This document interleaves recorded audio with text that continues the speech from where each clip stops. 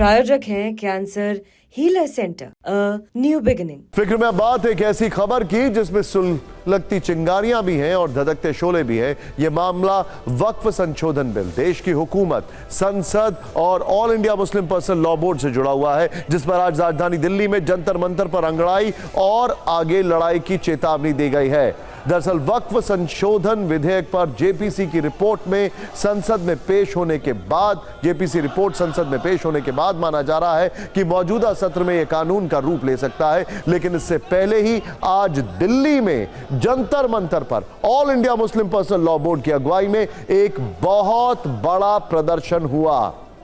इसमें बड़े बड़े मौलाना, कई राजनीतिक दलों के नेता और मुस्लिम संगठनों के प्रमुख शामिल हुए। कहने के लिए तो यह एकमात्र प्रदर्शन था, लेकिन वहां से निकले बयान काफी तीखे थे, जिसका तापमान बहुत ज्यादा था। यहां मौजूद लोगों ने सरकार को भारी भरकम चेतावनी दी। खुले मन से कहा गया कि हिंदुस्तान किसी के बाप की जागीर नहीं है।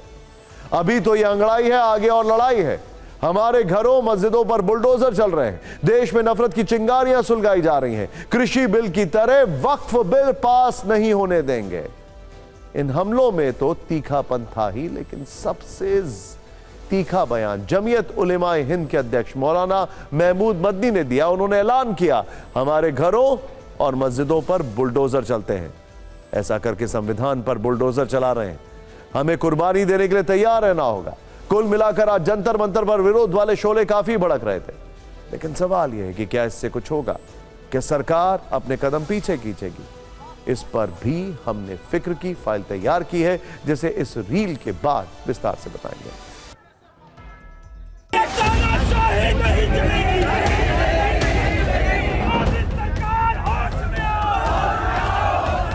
सफेद अंग्रेज चले गए, मगर काली औलादे पैदा करके गए।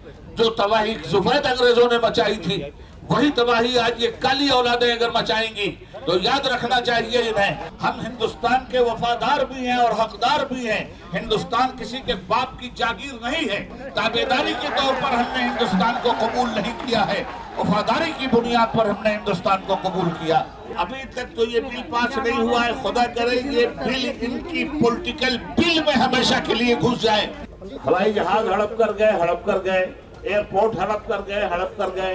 साहब इतने बड़े हड़पू हो तुम कि सब कुछ हड़प करके चले जाओगे और मिल्लत खामोश बैठी रहेगी? ऐसा कभी नहीं हो सकता। आप हुकूमत कर रहे हो और नफरत की चिंगारियां सुलगा रहे हो, तो याद रखना कि ये नफरत के शोले बहुत ज्यादा दिनों तक हिंदुस्तानी अवाम को गुमराह नहीं कर सकते। हमें यकीन है कि जिस तरह हमारे किसान भाइयों ने एक मुजाहरा करके हुकूमत को मजबूर किया कि वो इस कानून को वापस ले, हम हुकूमत को मजबूर करेंगे कि ये कानून पार्लियामेंट में पेश ही ना होने पाए। तो हम समझते हैं कि प्रशासन को हमारे साथ कोऑपरेट करना चाहिए, और हम ये समझते हैं कि हुकूमत को भी इतना घबराने की, डरने की जरूरत नहीं है। आवाम की आवाज को उन्हें सुनना चाहिए।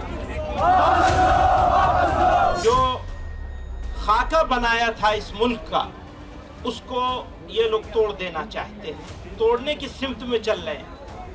हमारे घरों में बिल्डोजर चल रहे हैं, मस्जिदों और मदरसों में बिल्डोजर चल रहे हैं, और अब ये वक्फ एक्ट के जरिए से भारत के दस्तूर पर, संविधान पर बिल्डोजर चलाया जा रहा है, चलाने की कोशिश हो रही है। राजधानी दिल्ली का जंतर मंतर आज प्रदर्शनकारियों की संख्या से लबालब भरा था। विपक्षी नेताओं और मजहबी मौलानाओं के शोले बरसाते हुए भाषण थे। लेकिन सवाल है कि क्या सरकार इन प्रदर्शनों से डर जाएगी और अपने कदम पीछे खींच लेगी? बयानों से ऐसा लगता तो नहीं है, क्योंकि इस प्रदर्शन पर जेपीसी के अध्यक्ष और बीजेपी सांसद जगदंबिका पाल ने कहा, यह प्रदर्शन राजनीतिक टकराव के चलते हो रहा है। विपक्ष तुष्टीकरण की राजनीति कर रहा है। एआईएमआईएम के नेता असुद्दीन ओवैसी पूछ रहे हैं कि वक्फ बोर्ड में दूसरे मजहब के लोगों को क्यों ला रहे हैं, जबकि कांग्रेस के सांसद इमरान प्रतापगढ़ी का कहना है कि सरकार वक्फ की जमीनें लूटकर अपने दोस्तों को देना चाहती है।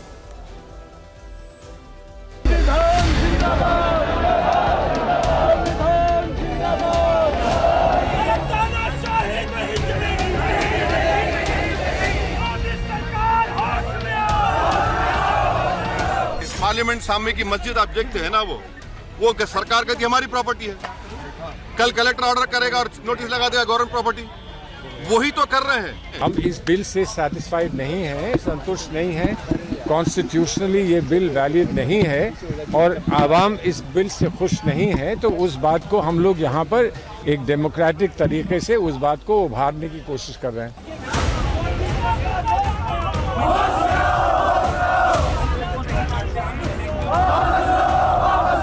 देश में तुष्टीकरण और केवल सियासी तकरार और गुमराह करने की कोशिश है। यह वोट बैंक की राजनीति करने का जो प्रयास कर रहे हैं, उनको यह समझ में आता है कि यह वक्फ संशोधन बिल को वह रोक नहीं पाएंगे। ये बिल नहीं आना चाहिए था किसी कीमत में। मैं आज भी सरकार से कहूँगा कि अपनी जिद छोड़ो।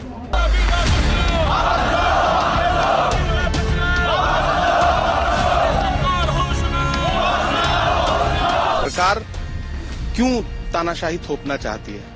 वक्फ की जमीनें लूट करके अपने उद्योगपति दोस्तों को देना चाहते हैं क्या? वक्फ बिल को लेकर के बहुत सारी शिकायतें, बहुत सारी आशंकाएं हमारे जहन में भी हैं और जेपीसी ने उसमें एक तरह से बहुत ही संकीर्ण दायरे में पूरा विमर्श रखा है।